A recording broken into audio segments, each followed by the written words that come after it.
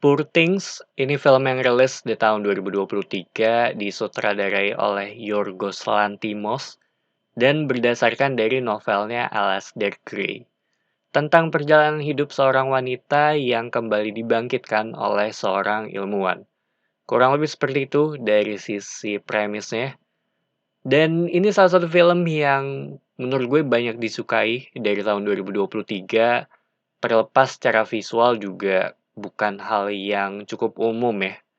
Ekspektasi gue sebelum nonton juga nggak terlalu tinggi. Dan kalau ngomongin fokus yang ada di film ini, kita ngelihat dari sisi karakter Bella. Dia seorang wanita yang dihidupkan kembali oleh seorang ilmuwan, namun belum sepenuhnya sempurna, tapi masih berproses. Dan karena hal ini, dia menunjuk salah satu muridnya untuk nge-track bagaimana perkembangan si Bella. Di mana sejalan dengan cerita, kita mulai mengetahui mengenai backstory-nya dia, serta apa yang terjadi setelah kejadian ini. Kurang lebih seperti itu dari sisi cerita besar ya.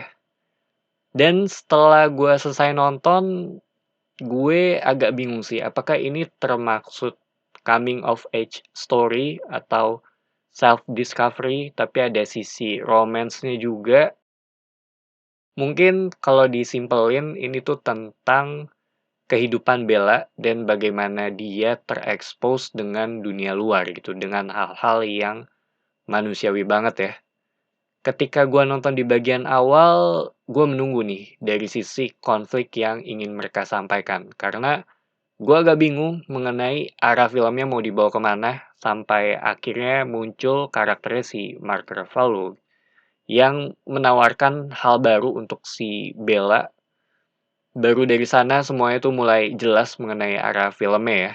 Walaupun di sini tuh kita ngelihat dari dunia atau ya bisa dibilang dunia dari kacamatanya si Bella gitu. Bagaimana visualisasi dia dengan berbagai hal yang ada di sekitarnya. Selain itu ada nudity di sini dan cukup banyak ya di sepanjang film. Cuma kalau menurut gue masuk secara cerita, soalnya jatuhnya kayak lebih ke mempertebal karakter ya.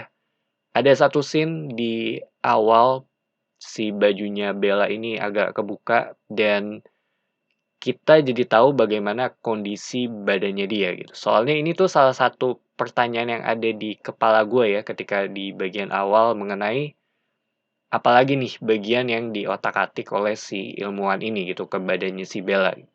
Walaupun setelahnya lebih ke sisi lain ya, karena karakter ini terus berproses.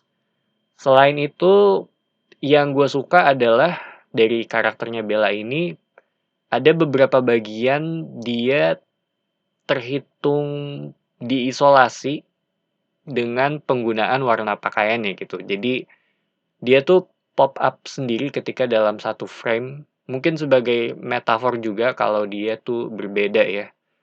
Dan cara Emma Stone berbicara dari sisi karakter menurut gue ini dapat banget di sini. Gue suka banget bagaimana mimik wajahnya, terus tatapan matanya juga dapat banget. Body language-nya itu menurut gue jadi satu paket yang pas banget gitu untuk karakter ini. Ditambah satu hal yang secara nggak sadar tuh perlahan dia mulai bisa ngomong secara lancar ya. Dan semuanya juga berjalan menjadi kacau juga dari sisi keadaan yang ada di film ini. Dan kalau ngomongin dari sisi topik yang dibawa, menurut gue ini terhitung kompleks dan bahkan kompleks banget ya. Karena berhubungan dengan yang namanya kehidupan. Seperti mengajarkan seseorang yang sedang berkembang tapi dalam fisik orang dewasa. Jadi, iya bisa bilang kayak ngajarin mana yang benar dan mana yang salah. Terus ada point of view dari orang-orang yang ada di sekitarnya Bella, di mana dia mencoba untuk mencernanya juga gitu. Contohnya tuh kayak sudut pandang orang sinis ya, ketika scene di dalam kapal tentang topik kesopanan yang ada di masyarakat. Di satu sisi kita kan perlu untuk ngejaga sopan santun ya. Tapi di sisi lain dia juga membawakan argumen mengenai sopan santun ya akan menghancurkan kita juga gitu. Terus obrolan tentang filosofi juga mungkin yang gue tangkap setelah nonton adalah kalau disimpelin ya, tentang apakah hidup merusak manusia atau manusia yang merusak hidup. Itu sih yang gue dapet ya dari film ini. Secara pacing buat gue ini terhitung lambat dan menghabiskan cukup banyak waktu ya untuk ngebangun dunia yang ada di sini. Banyak binatang aneh juga di sepanjang film yang nunjukin eksperimen yang dilakukan oleh si ilmuwan gitu. Tapi yang jelas ini tuh bukan film buat semua orang karena mungkin jatuhnya akan ngebosenin ya. Beberapa scene juga menggunakan lensa yang berbeda, kalau nggak salah tuh fish eye. Tapi yang gue salut adalah mereka tuh berani ya untuk ngambil resiko menggunakan style seperti ini untuk film ini.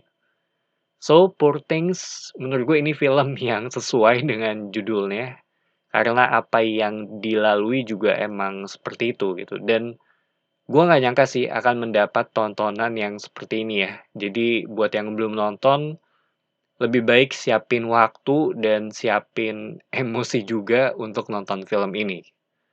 Jadi itu aja opini gue mengenai Poor Things.